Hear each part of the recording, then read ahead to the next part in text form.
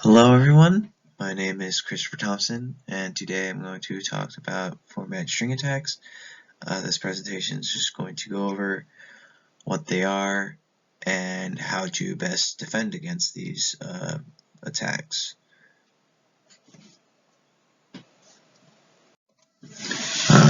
So to give a pretty brief breakdown of what they are, so to quote geeksforgeeks.com, if the programmer passes an attacker-controlled buffer as an argument to a printf or any related function, the attacker can perform writes to arbitrary memory addresses. So basically, if you know anything about SQL injections, these attacks are very similar to those.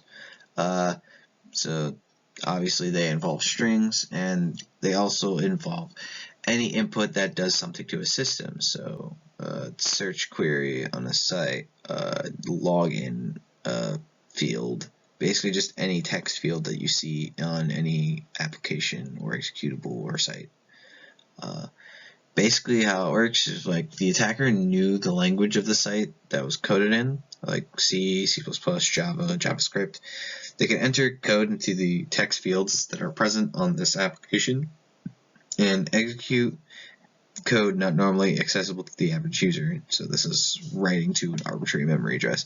So examples of what you could do with these: you could see data stored in the site to potentially hack other users by finding login information or personal information.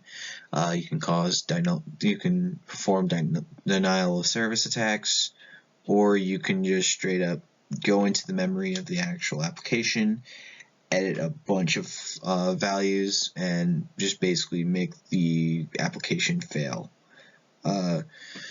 This attack was most commonly found in programs written in C, just because it was that language allows you to interact a lot with memory very easily. So by attacking the vulnerability with the format string, you're able to execute attacks to various parts of their memory. To break down some of the components of the attacks, so one of the first component is the format function. So this is the ANSI C conversion functions like fprintf, printf, basically just any print statement that prints something to the command line.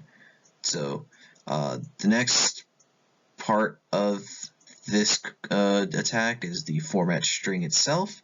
So this is the argument of the format function, so the argument of the printf statements, that is also a string itself and contains text and format parameters. So in this example snippet of code, printf, the magic number is %d\n, 1911. The format string would be what's contained in those quotation marks, or basically just anything before that first comma. And the final part of this attack is the format string parameter. So these define the type of conversion of the format functions. So conversion would be just in the example above, %d, that allows integers to be read in from inputs. So in that snippet of code, when it would be output to the command line, it would basically just say the magic number is : 1911 instead of %d.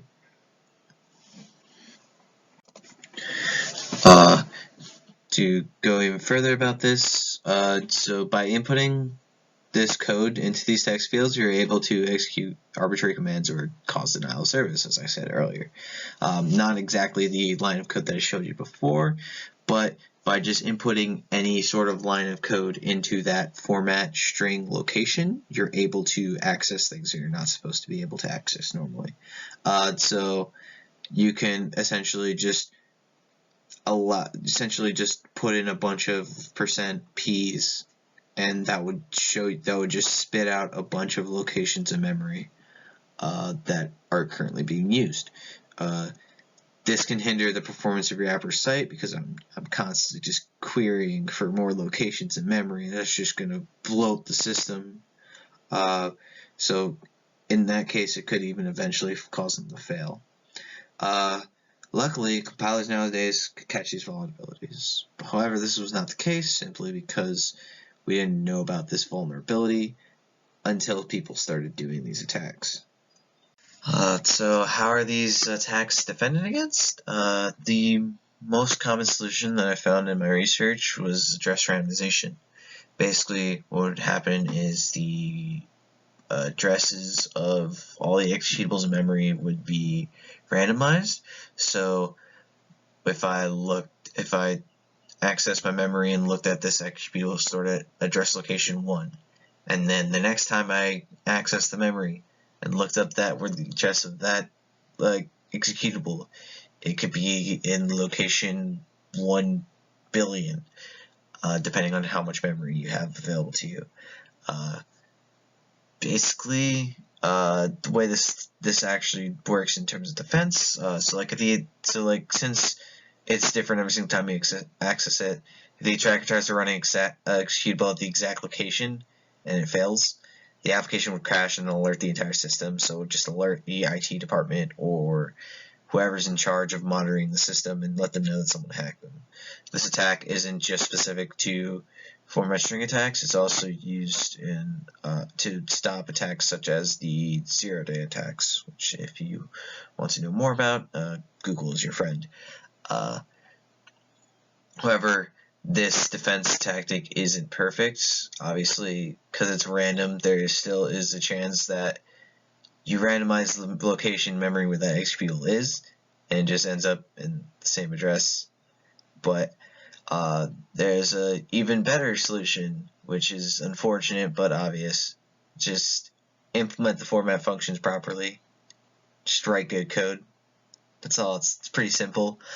So basically, you just have to avoid using the user input as the format string directly.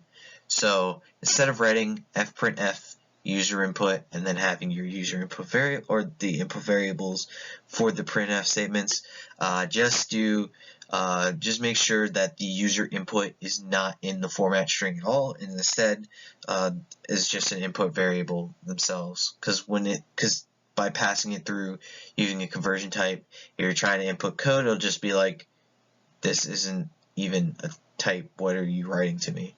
But before, and when you have the user input and then user input variables, just the user input would just be read as the format string, and then the input variables would be passed through. So I hope that from this presentation you learned a lot about what format string attacks are. I personally did not know what they were before I started doing my research, but now that I knew what they are, I'm going to look forward to trying to defend against these while writing my code. So here's a list of sources that I used to research this topic and create this video, and I hope you guys enjoyed.